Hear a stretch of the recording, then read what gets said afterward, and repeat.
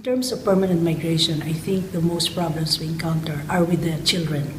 Especially like here in Italy, you have family reunification, and some of them have been away from their parents for such a long time. So it takes time for them to adjust both to their parents and to the culture itself. So in the case of the agency Commission Filipinos Overseas, we have a special counseling session for children going to reunite with their families, because we feel that's one problem.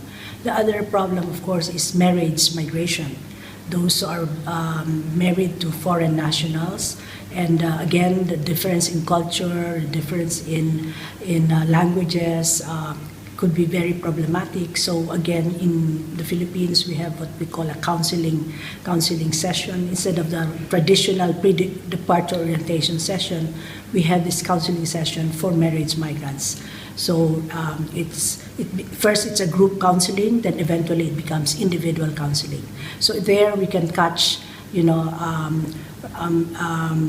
you call that, mail order brides or arranged marriages or human trafficking. So those are the measures we use to reduce the problems that marriage migrants of the Philippines encounter. And talking about remittance by migrants, are they a resource or a risk for the economy of their country of origins?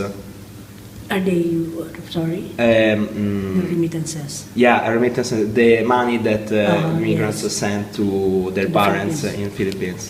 Do they what? Are a risk or a resource for a Philippine economy? Okay, again, remittances from the Philippines total now $25 billion as of 2013.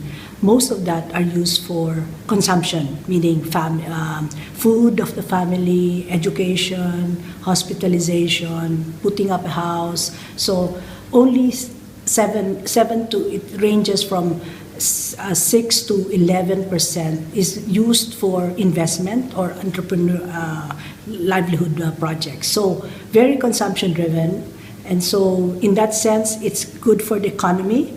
But it's not a multiplier kind of effect that impacts the economy. Okay. And Philippines migration has been, in a major part, a woman migration. What are the effects in Philippines, in your country? Well, when it's the woman who migrates, again, studies have shown that the family, especially the children, are more affected than when it's the man who migrates. But there's no definite, it's not a survey, it's more of anecdotal. But I think there's some truth to that if it's a woman migrant, then the children and the family suffer more, because most of the time the men are not able to be housewives. They don't know how to spend money. Sometimes they use it for vices, and so yeah. Again, marriage when women migrate, there are more problems in the household.